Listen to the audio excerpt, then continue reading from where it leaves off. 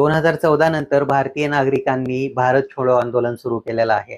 म्हणजे काय 2014 ते 2025 या कालखंडामध्ये जवळपास 15,85,500 लोकांनी भारत सोडलेला आहे. काल राज्यसभेमध्ये ही माहिती देण्यात आलेली आहे आणि त्या दृष्टिकोनातून आपण पाहतोय की भारत छोडो आंदोलन भारतीय कोट्याधीश लोकांनी सुरू केलेलं आहे. एक कोट्याधीश भारतातून बाहेर जातो याचा अर्थ त्याच्याबरोबर 5-50 जॉब जे आहेत ते कमी होतात आणि मग या दृष्टिकोनातून भारतामध्ये बेरोजगारीचं प्रमाण ही वाढतं हे आपण पाहतो. आपल्याला दिसून येईल की आपण भारत छोडो आंदोलन हे का सुरू केलेलं आहे, कारण भारतामध्ये 2014 नंतर सामाजिक अशांतता वाढत चाललेली आहे. लोकांना शैक्षणिक जे काही सुविधा आहेत त्या चांगल्या मिळत नाहीत, त्याचबरोबर आरोग्याच्या सुविधा चांगल्या मिळत नाहीत. आपण पाहतोय नागरी सुविधांचा तर प्रश्नच राहिलेला नाही आहे.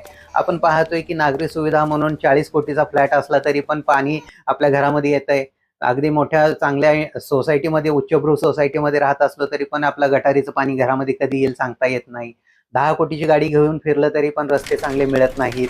आणि या सगळ्या दृष्टिकोनातून विचार केला तर एखादी 100-200 कोटीचा मालक असलेला व्यक्ती भारतामध्ये कशाला राहील. तर या दृष्टिकोनातून जर बघितलं तर भारत छोडो आंदोलन म्हणजे काय आहे, तर भारतीय नागरिकांचं बाहेर देशी जाऊन राहण्याचं प्रमाण वाढत चालल्याचं आपल्याला दिसून येत आहे. भारतीय नागरिक भारताच्या नागरिकत्वाचा त्याग करत आहेत आणि या दृष्टिकोनातून आपण पाहतोय की या सगळ्या दृष्टीनं आपलं पासपोर्ट रँकिंग ही पुन्हा खाली जात आहे.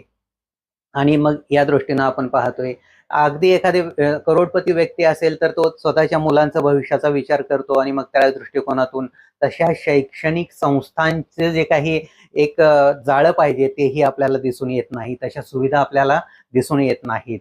आणि मग या दृष्टिकोनातून भारतीय नागरिकांचं भारत सोडण्याचं प्रमाण वाढल्याचं दिसून येत आहे. म्हणूनच याला भारत छोडो आंदोलन म्हणू शकतो आपण वेगळ्या पद्धतीनं भारतातील करोडपती व्यक्तींचं.